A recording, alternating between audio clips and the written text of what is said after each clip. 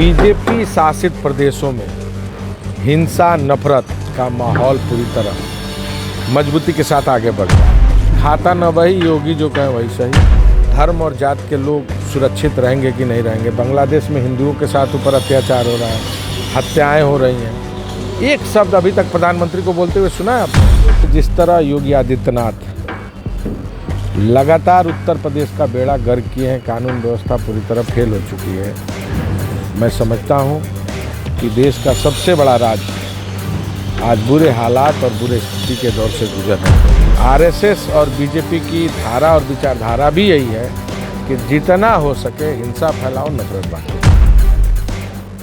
कल देश भर में क्रिसमस का त्यौहार मनाया गया। प्रधानमंत्री नरेंद्र मोदी खुद जो है वो चर्च गए, लेकिन देश भर से कुछ ऐसी तस्वीरें भी आई जो इंसानियत को शर्मसार तो करती हैं, लेकिन साथ ही खड़ा सवाल ये भी करती हैं कि देश आखिर किस दिशा में जा रहा है। सर, कल जो घटनाएं हुई, आपने वीडियोस देखे होंगे, चाहे वो बरेली हो चाहे वो उड़ीसा हो, कि देश में चल क्या रहा है। एक तरफ प्रधानमंत्री जी जो है वो चर्च जा रहे हैं, प्रे कर रहे हैं, तमाम चीज़ें कर रहे हैं, लेकिन दूसरी तरफ ऐसा हो रहा है। ये छत्तीसगढ़ में भी मामला हुआ है जी। और मैं परसों रायपुर में था। रायपुर में घुसकर दुकानों को तोड़फोड़ भी किया गया। बरेली में भी घटना, उड़ीसा में भी घटना हुआ।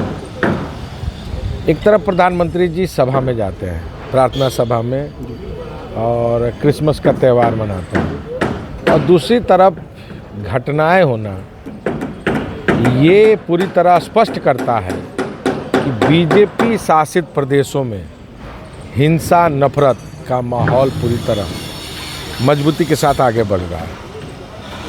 अब तो ये सवाल प्रधानमंत्री जी से आप लोग पूछिए, गृह मंत्री से पूछिए कि देश में और धर्म और जात के लोग सुरक्षित रहेंगे कि नहीं रहेंगे। बांग्लादेश में हिंदुओं के साथ ऊपर अत्याचार हो रहा है, हत्याएं हो रही हैं। एक शब्द अभी तक प्रधानमंत्री को बोलते हुए सुना है आपने? खंडन करते हुए? गृह मंत्री का बयान सुना है? नहीं सुना है।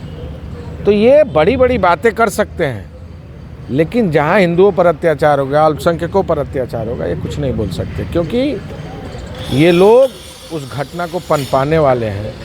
और आरएसएस और बीजेपी की धारा और विचारधारा भी यही है कि जितना हो सके हिंसा फैलाओ, नफरत बांटो। सर, यूपी में जिस तरीके से कानून व्यवस्था पर सवाल खड़े होते हैं, कल एक लाइब्रेरियन की जो है एएमयू में गोली मारकर हत्या कर दी गई, और ऐसे ही कई बहुत मामले हैं।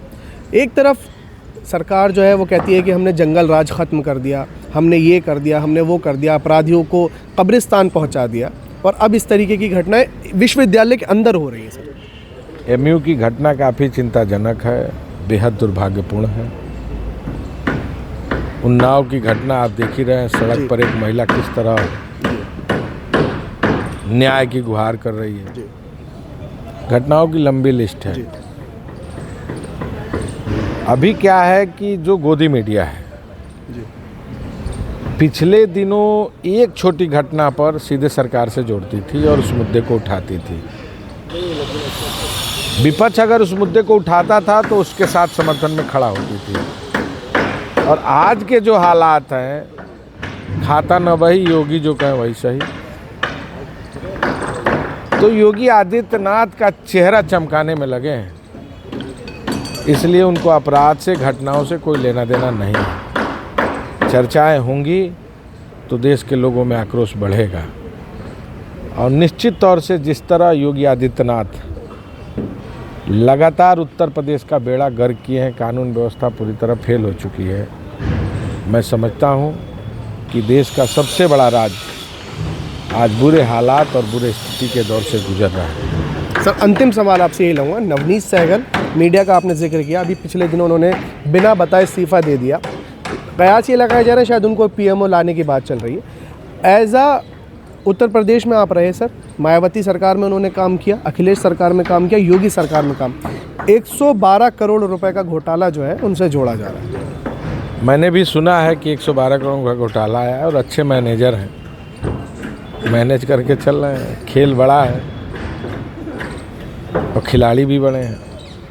टाइम की बात है, आज नहीं तो कल जहाँ स्थान है वहाँ उनको जाना पड़ेगा। जी धन्यवाद। तो साफ तौर पर जिस तरीके से देश भर में क्रिसमस और तमाम चीज़ें हुई उसको लेकर हमने कांग्रेस के नेता अजय कुमार लल्लू से बात की। फिलहाल इस वीडियो में इतना ही। देश और दुनिया की तमाम बड़ी खबरों को देखते रहिए नव राजनीति। धन्यवाद।